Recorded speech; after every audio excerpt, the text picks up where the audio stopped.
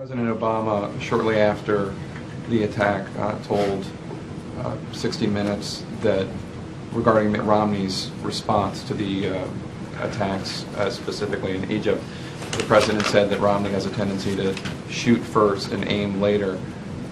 Given the fact that so much was made out of the video that apparently had absolutely nothing to do with the attack on Benghazi, that there wasn't even a protest outside the Benghazi post, didn't President Obama shoot first and aim later?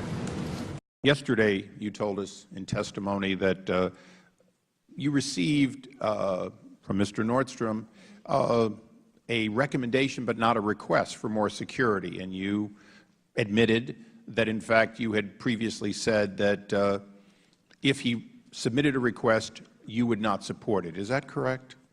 Sir, after our meeting last night, I went back and at the time. Well, first answer the question, then I'll let you expand. Did you say that yesterday, that you would not support it if he gave you the request?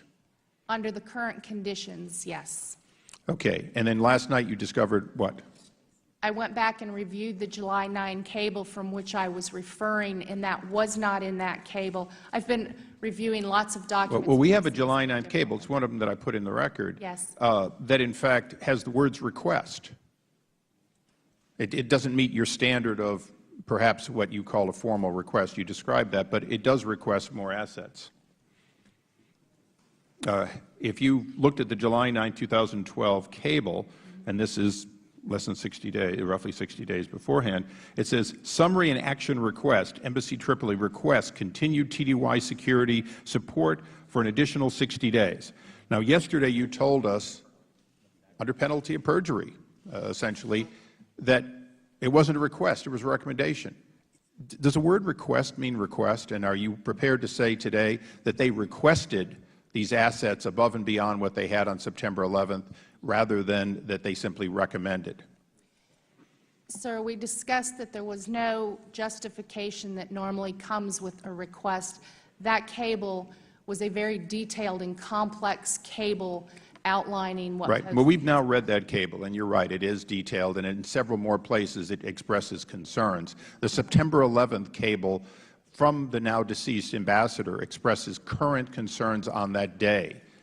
Repeatedly in the cables that were denied to us, what we see is people telling you that al-Qaeda type organizations are coming together. Now, the problem I have is that the State Department is basically saying, Mr. Nordstrom didn't do his job. He didn't make a formal request with justification. The ambassador didn't do his job. He didn't make a good enough case.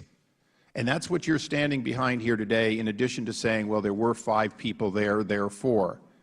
An embassy or a compound owned by us and serving like a consulate was in fact breached less than 60 days before, approximately 60 days before the murder of the ambassador in that facility. Isn't that true?